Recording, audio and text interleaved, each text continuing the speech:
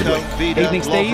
Yeah, good evening, Matt. Blimey, the stories keep coming. Good for the bookies, I guess. Perisic and Rebic, the midfield behind Mandzukic. As for Denmark, they've made two changes. Amazing. So many Poulsen comes back after serving a favoured, successful World Cup comes in for his first pedigree nations appearance, falling by the wayside. And how do you see tonight? So they have Croatia, Kasper Schmeichel in goal, Dalsgaard, Kjær, Jorgensen and Knudsen in the defence, Andreas Christensen, as he did against France, will just sit in front of that back four, Braithwaite, Eriksson, Delaney and Poulsen behind Andreas Cornelius. On the evidence of what we've all seen so far, and this may have been the case even with Spain still in the tournament, I don't know, but should Croatia be the favourites from this half of the draw to make the final, Pat? Yeah, I think so. And I say that with the total awareness they could get knocked out tonight after what we've watched today.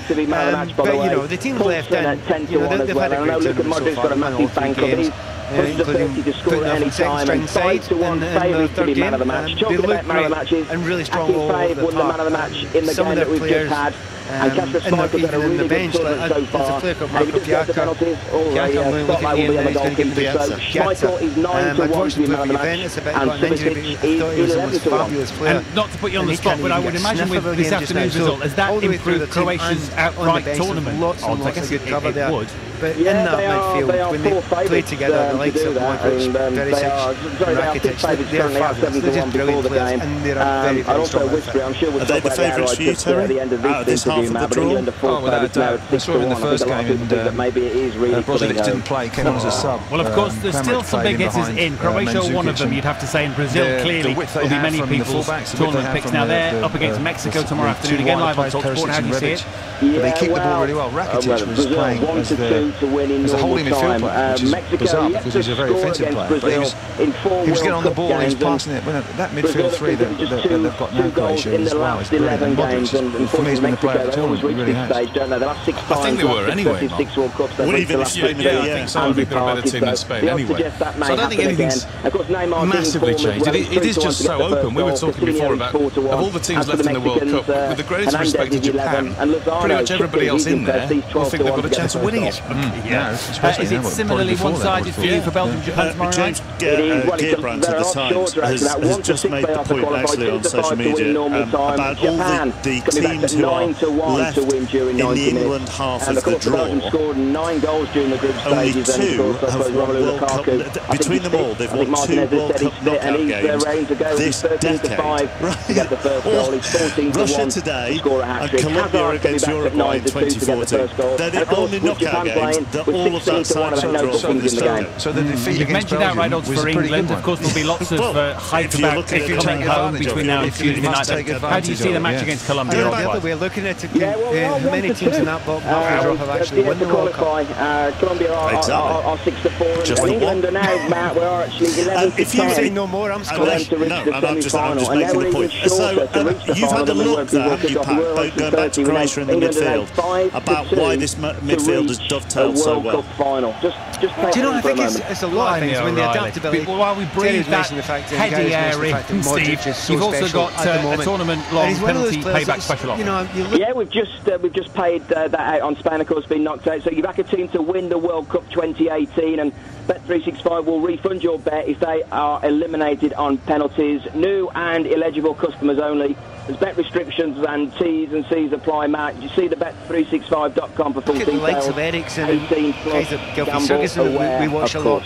Well said, Steve Fhrainc. Thank you very much, as always, Steve Fhrainc from Bet365. On the ball on TalkSport with Bet365, the world's favourite online sports betting company. 18 plus, always bet responsibly. So building up to another kick-off, another hopefully brilliant game at this extraordinary, brilliant, mad World Cup in Russia. The hosts through, having knocked out Spain on penalties. Croatia, Denmark from 7, the next one is England. I was racking my brains to think of the player who was closest to it that I played with during my entire career, and there was very, very few. 2 goals up at any point. Paddy Power will pay out as a winner immediately. Whatever happens next. A wonder goal from a teenager. A random goal of a Frenchman. Used to play in a kind of similar way. I'm not saying he's exactly the same player, but he just did the right thing every single time. And if a ball was on, it happened. It was played and it landed there. And I can't remember watching that many players in world football. When you watch them for 90 minutes, and you after a while you stop watching and you think, yeah, that ball's on, it'll happen. You start looking away from where that ball's going to get played into, because you know that's going to happen. So what's the next ball going to be? So he is that good that he very rarely gives the ball away, Modric. And now that he's working, as you say, dovetailing so incredibly well with Rakitic. Now remember, one's Barca, one's Real Madrid. You wonder why she works so well, but they are absolutely brilliant. I think it's part of this because I think Rakitic really admires Modric. If you're as good a player as Rakitic and you're admiring the guy who's beside you, then that shows you how special he is. Brilliant, work together, adaptable as can be. Modric can play as a 10, which I think he will do tonight, or he can play as a slightly deeper one, and it makes absolutely no difference. He's brilliant. I'm with all of that, absolutely. I'm just looking at the other side, looking at Christian Eriksen and what he can do for Denmark. For all of what we're saying about Croatia, it wouldn't surprise me the slightest if Denmark did a number on them tonight. And once anybody can beat anybody, and that's the beauty, I think, of the World Cup in general. Now, when you compare it against the Champions League, in the Champions League we pretty much know 7 of the 8 quarterfinals every year before it even starts. We know they're going to be, because they've got the resources, they've got the players here. Those players are a little bit brought back to everybody else because they're not with that quality within their national squads. And anybody can beat anybody. It wouldn't surprise me at all if Denmark can do it tonight. Come on to Denmark in just a moment, and we'll hear from Brian Laudrup. Terry, you're laughing. Well, you can't have 2 surprises in one day, or can you at this World Cup? There are no surprises anymore. Well, no, probably expect the unexpected. The Independent, there was a good article on Modric there. There are a couple of very interesting lines here. Amid all the clattering noise of a modern midfield battle, how does the littlest man on the pitch make himself heard? In a game that is becoming increasingly athletic, how do you overcome the fact of having a small body? These are the questions Luka Modric has been answering all his life. From Dinamo Zagreb to Spurs to Real Madrid, he's answered them with 4 Champions League titles, and he's now answering them again in the World Cup 2018. It's a good point, isn't it, Guy? In what is, increasingly athleticism first. But there are still a few rests. As soon as you said that, I was thinking of David Silva. Okay, probably a bad day to bring him up. But there are still a few around. Sportsbook average match odds over round since 12th of March 2018. Full terms at betfair.com. 18 plus begambleaware.org. Have the boys who can play the passes, play the skillful ball through. There's a place for everybody in football. It's not just about the land of the giants. I think we went through a phase a few years ago where it became increasingly like that, and there were certain managers who still favour players like that over alternatives. I'm thinking of somebody who prefers Pogba to Kante, for there's example. Always a great deal to be had. It takes all sorts. We've got over 600 centres across the UK, and most of them are open 7 days a week. So head down to your local quick fit today or book online. If you can drive away happy. Think of like Messi. I mean, Messi's. Say hello to our little game. England's World Cup campaign continues, man, and now they're gonna take on the Colombians. I never liked the Colombians, but this time nobody gonna get thrown out of no helicopter. They're gonna play football, man. I like you, Tony. There is no lying in you. Shut up. Here, official commentary from Matt Smith, handcuffed to a shower and being attacked by Alvin Martin with a chainsaw. We know how punishing that can be. Colombia versus England. Live game commentary Tuesday night from 7 on TalkSport. That's got me duly frightened. Hey, you're listening to the World Cup live on TalkSport with Direct Line. J Factor 5-star rated fan insurance. We're loading up, of course, to Croatia, Denmark, a 7 o'clock kick-off in Nizhny Novgorod. Let's recap the team news with your commentator, Adam. Second time that Croatia have qualified for the round of 16 at the World Cup. Last time that was back in 1998. They went all the way to finish 3rd. They'll look for a quarter-final place tonight, and here are the 11 that have been chosen to do that by Zlatko Dalic. The keeper is Subasic, across the back from the left-hand side. Ivan Stanic, Dejan Lovren, Domagoj Vida and Sime Vrsaljko. Then the 2 holding midfielders today are Ivan Rakitic and Marcelo Brozovic. Then wide on the left-hand side is the long-time target, of course, of Manchester United, Ivan Perisic. Luka Modric will play his usual number 10 role. goal, and on the right-hand side, Ante Rebic, and then up front, it's Mario Mandzukic, who is yet to score in this World Cup and could certainly do with a goal for the Croatians this evening. As for Denmark, a change in formation from the way they played in the group stages. They line up in a 3-4-3 this evening. Kasper Schmeichel, with a couple of clean sheets to his name already, is in goal. The back three are Simon Kjær, Andreas Christensen, and a second start for the Huddersfield centre-back, Mathias Jorgensen. Right on the right-hand side is the only Brentford player to appear at a World Cup, Henrik Dalsgaard. Christian Eriksen with 13 goals in his last 16 appearances in the centre, alongside Thomas Delaney. And on the left-hand side is Jonas Knudsen. And then the three up front, the goal scorer in that opening game against Peru, that's Yusuf Yuri Poulsen. Andreas Cornelius will lead the line, just 4 international goals to his name, and he'll be supported wide on the left-hand side by Martin Braithwaite, with just that 1 international goal to his name. So they're light on goals, and these two teams know how to defend. Thank you very much, Adam. All, of course, tonight for the right to play hosts Russia in a quarter-final, and that, of course, in the half of the draw that includes England to play Colombia on Tuesday night, the likes of France, Brazil, Belgium, all in the other half of the draw. Spain knocked out of England's half of the draw this afternoon. It does wet the appetite. Speaking of which, let's hear from the England manager, Gareth Southgate. He's been speaking to our correspondent, Nigel Adley. Team England update on TalkSport with Direct Line. Get a quote from Direct Line. Search Direct Line Van. We've got to have belief in the way that we've been playing. The challenges do step up, but over the last year or so we've played France, Spain, Germany, Brazil. We've played those teams for a reason, to prepare for this moment, so that it's not a step up a level that we haven't experienced before. And particularly the performances in the friendlies back in November, they really seem to give England so much belief. Yeah, I think that's why it's important to play the top opposition, because you learn so much more from those games, and you can benchmark yourselves a little bit better. And we're still, we haven't suddenly become not the youngest team in the tournament overnight and not the least experienced, so we are still progressing, but we are here in the knockout phase.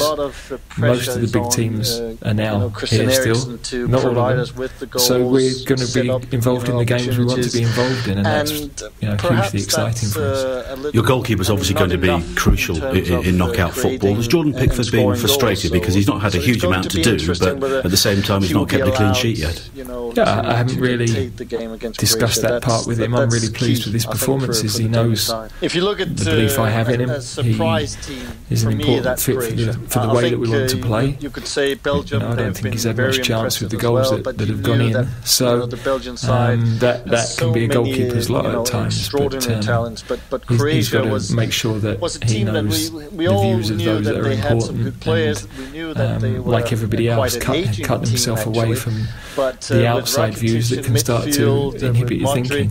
But he's still retaining your confidence as the number one goalkeeper. Absolutely, no question.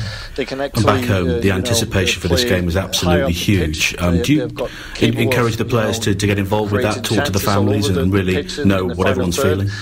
Not really, because I think there's a chance we overplay the game. The important thing this week is that we're calm, we prepare in the way we have right the way through. We've played well, we've had good processes that have got us to this point. This game is only a big game because it's the next one, and we want to be involved in bigger ones. So it's important that they understand how much belief I have in them, that they continue to play the way that we're trying to play. We've got to be brave, we've got to be on the front foot in games. We're playing in the style which I think the public are enjoying, and we've got to keep doing that. That, of course, is Gareth Southgate, the England manager, trying, I guess, to keep a lid on the pressure cooker of a game that is Tuesday night in Colombia. Looking forward to it live, of course, on TalkSport. And Nigel Adley, who was in conversation with Gareth there, can join us now. Nigel, that's the thing, isn't it, Gareth, trying to kind of play down what will, between now and Tuesday, with what's going on elsewhere in the World Cup, get bigger and bigger, and the excitement back here is going to grow and grow. Yeah, absolutely. Of course, Gareth Southgate has no control whatsoever over what's happening elsewhere in the competition, but of course the players in Rapinoe are watching all of the games, and they're watching all the big names falling by the wayside one by one, and even before England have played Colombia, of course, that really enhances the expectation both here and at home as well. But I don't think anyone should take anything for granted. Colombia, even without James Rodriguez, which may be a possibility, will possibly be one of the toughest games England could face at this stage. And I've seen comments from Carlos Sanchez, among others. They're definitely trying to play the underdog card, Colombia, interestingly. So it would therefore conversely be interesting to see how England feel about being favourites, if you will. Yeah, England, I suppose, were the underdogs in the game against Belgium on Thursday night, and really, although it was two scratch sides, they didn't really cope with that too well, and certainly Colombia will feel like it's a home game for them in the Spartak Stadium. They're due to have around 20,000 fans there. I think England will have barely more than a couple of thousand, and I know more people are trying to get tickets, but it's very difficult to go through the various loopholes to get to Russia at such relatively short notice. So I think England will find it an intimidating atmosphere against them, and if Colombia are trying to play the underdog tag, it won't really wash once we get the game underway. I gather Dele Alli back in full training, so just in terms of the kind of the medical bulletin, full strength really, Gareth, to choose from? Yeah, I think he has now. Ruben Loftus-Cheek trained today. He was just doing a recovery session in the gym yesterday.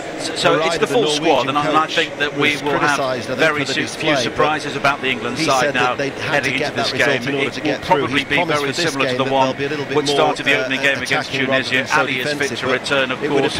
All the big names who sat out the defeat against Belgium will come back into the side. I think the only either-ors could be Danny Rose or Ashley Young down the left. I think Young may get the nod, and then there's still the discussion and the debate over Raheem Sterling, but did really Marcus Rashford do enough in that game against Belgium to possibly force his case? I'm not too sure he did. Let's bring in former England centre-half Alvin Martin, waiting of course to commentate on Croatia-Denmark tonight, but we'll have a view for sure, Alvin, on what Tuesday night looks like. Do you expect that team that started against Tunisia, what feels like several weeks ago now, Alvin, to start again against Colombia on Tuesday?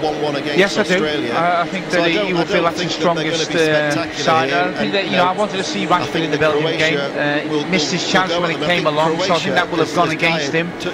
Not in the long term, but certainly in the short term, and in winning game by game in Gareth Southgate's mind. And also, Danny Rose, I didn't think did anything more than we'd have expected Young to do. So I think it will be that. It will be that starting lineup. But it's a lineup, look, that's playing well. It's done whatever it was asked to do in front of it. But the doubt still remains for me, man. There's still some issues.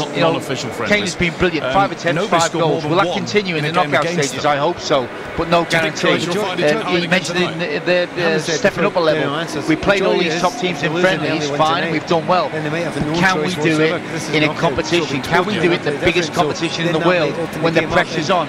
Can we play risk-orientated football and take calculated risks at the right times? These are all the doubts that I had going into the competition, and they remain. Yeah, that's interesting. And actually, Nigel, in your interview with Gareth, he talked about playing a brand of football the public are enjoying, and I think that's true, but it becomes braver and braver to keep trying to do that against tougher opponents. It does, but I think he has to. I think England are set up to play that way, and I think the players he has available to him do not allow him to play like, say, Spain did this afternoon. I know they lost the game, but England do not have the sort of players who can retain such possession of the ball for such long spells, and I think England have to be proactive. They have to be on the front foot.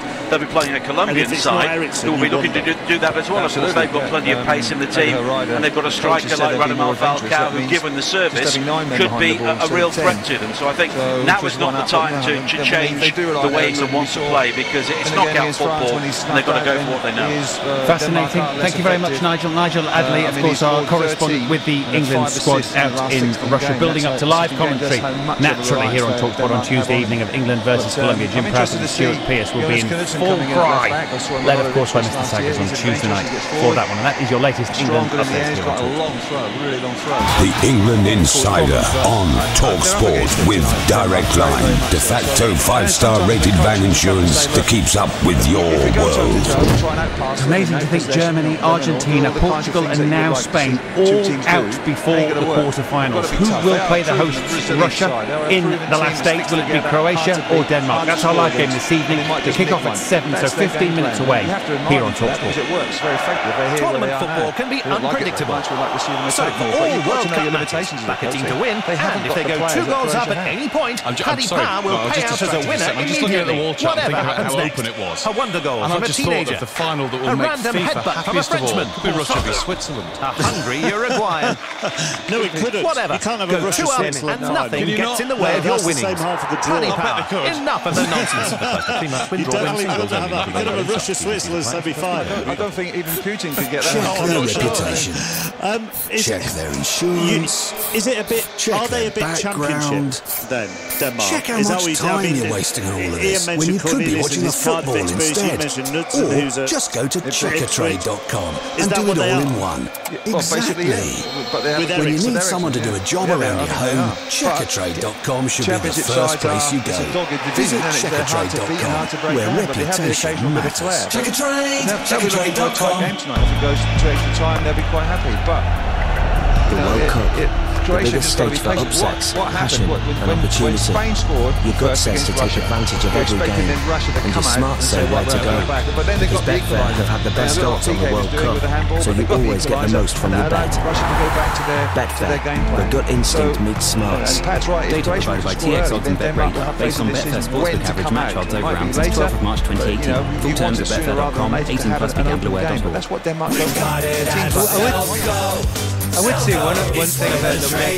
Maybe the Selco Builders Warehouse, we've got real deals on a wide range of trade quality building products. In July, we've got a Padsload IM65 nailer kit for just £439.99 ex-VAT, plus £70 worth of free brands, plus an extra battery and cleaner. Now that's a real deal. We've got even more real deals at Selco Builders Warehouse. For more information, go to selcobw.com. They have a championship that can be really stuffy and really hard to play against. But if we watch a World Cup where Ronaldo can't get his team all the way to the final and Messi can't get his team all the way to the final, well, it's a big ask for Eriksen, isn't it? Yeah, expect to choose from over 20,000 cars Ronaldo and Messi, we were having a conversation during the news guys. Guaranteed. It's often, World Cups are often where the new stars are announced themselves, maybe rather than the established ones. Maybe Brazilian Ronaldo in 2002. There's been the odd one, but by and large, I don't think you get the ones that we build up and the ones that we see shining in the Champions League, the Premier League and the Bundesliga. It tends to be somebody just who your cars on top form. We knew about it back then, but here he's on the world stage as a 19-year-old. We've got over 600 centres across the UK, and most of them are open 7 days a week. Plus, right now, we've got 25% of selected top brand tyres. 2 or 3 players who suddenly, here we go, this is their moment, this is their lift-off. The established ones tend to, I think, get overshadowed a little bit, with a few exceptions. And what have we done in the last few days? We've lost to this tournament. Iniesta, Messi, Ronaldo, Thomas Muller. He's on the all-time top goal scorers list in the World Cup. So we're bound to have what you need. They're going home. Plus, with our special offers, there's always a great deal to be had. But I think that if you're We've got comparing over 600 centres across the UK, and most of them are open 7 days a week. So head down to your local Quick Fit today or book online and drive away happy. We've got Mandzukic up front. TalkSport is back with the USSR. Every game, every goal, every day. World Cup live on TalkSport. The football in Russia on TalkSport with Direct Line. Broadcast sponsor of TalkSport's coverage of the 2018 FIFA World Cup, Russia. Having a glass of tea or 3. Rather than Modric calling for it, 25 yards out, thought about a drive on his right, checks back onto his right again. Right in the centre. What a goal from Luka Modric! What a wonderful hit! Modric has won the game for Croatia. There's no way back from surely. What a wonderful hit from the skipper of Croatia. Modric is the man! So when you look at the stadium at the moment, how It's Jurgensen to Eriksen! I would say it's filled over half full. I mean, the stand from the far side, particularly on the top team. We call him King Christian in Denmark, and that's what King sometimes they call him in Denmark. So he's unbelievable. His ability is fantastic. Wonderful foot from Jensen, right into the park from Eriksson, and he made it look so easy. Oh, what a goal!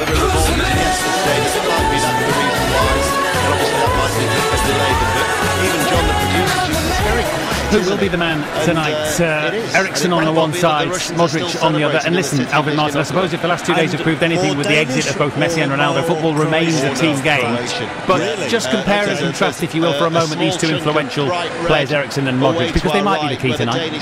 Yeah, but you would expect Modric to be allowed a bigger impact and influence on the game, Matt, just purely to the people around him with real quality. And you know, Eriksson is going to have to play a much low-key role, but he will get, if his team can supply 3 or 4 moments, whereas I think Modric will be heavily involved all the way through. So that's the biggest challenge for Eriksson, is that he might get 1 or 2 chances during the 90 minutes to have an impact on the game. It's a lot of pressure. Look, it can be done, and we've seen good players throughout the tournament that have big impact and given very little service. So you know, you can say that Croatia, for me, are the big favourites in this game. But look, it's been a game of a tournament of surprises up to this point. Who knows what lies ahead? I think this is the first real game, knockout stage-wise, where Croatia are expected to win. So a different type of pressure on them. Yeah, that's a good point. I suppose in a simplistic way, you'd argue Eriksson would be the only player in the Denmark team that would get into the Croatian team. But it doesn't always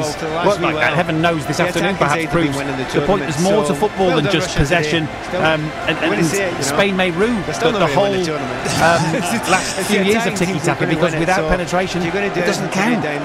No, that's right. And I think, you know, the Danes, look, they know what their limitations are. They know they're going to have to be fortunate tonight to go through.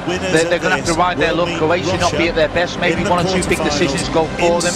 The chance that does fall last few years of tiki-taka, because without penetration it doesn't count. No, that's right. And I think, you know, the Danes, look, they know what their limitations are. They know they're going to have to be fortunate tonight to go through.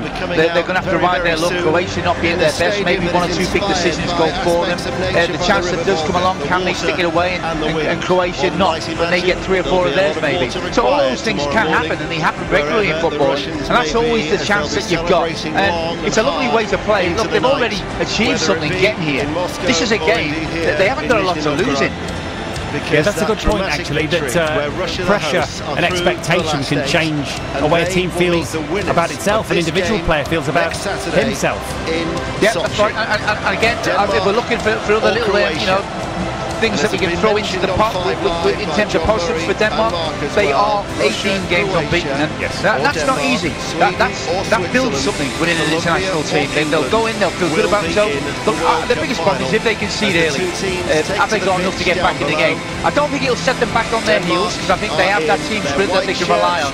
But it's whether they can then take chances. Because you take chances, as we've seen Argentina do against Croatia.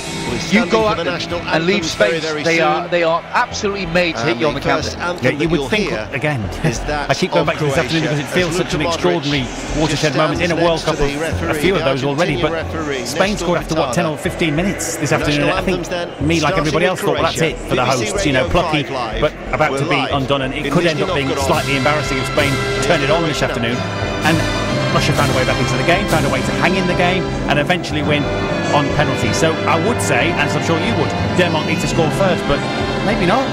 Well, you know, you'd be a brave man to predict anything after what we've just seen. And look, I'm looking at Croatia, and I just said, as we were off there, like there are some very good teams left in the competition. You know, Brazil and France really have got to go into the favourites locker.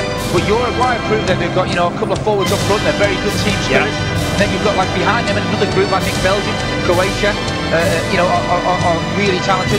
And then we've got next to England and the Swiss, I think, in another group. So we're not too far off, like I say, in terms of trying to win it. But there's still some very good teams left in here. There certainly are. Croatia and Denmark on their way in Nizhny Novgorod for the right to play Russia in the quarter-finals. Your commentary team, Alvin Martin, alongside Adam Bridge. Thank you very much, Matt. Well, you couldn't have written the script for the opening 3 ties in the round of 16 at this World Cup. Messi's gone, Ronaldo's gone, Iniesta's gone. Which of Modric or Eriksen will follow? You will find out in the next 90 minutes, maybe more, here on TalkSport. The game in Nizhny Novgorod is out before us. The teams are ready to go. Let's get the national anthems, starting with the Croatian. This is the anthem for Denmark on BBC Radio 5.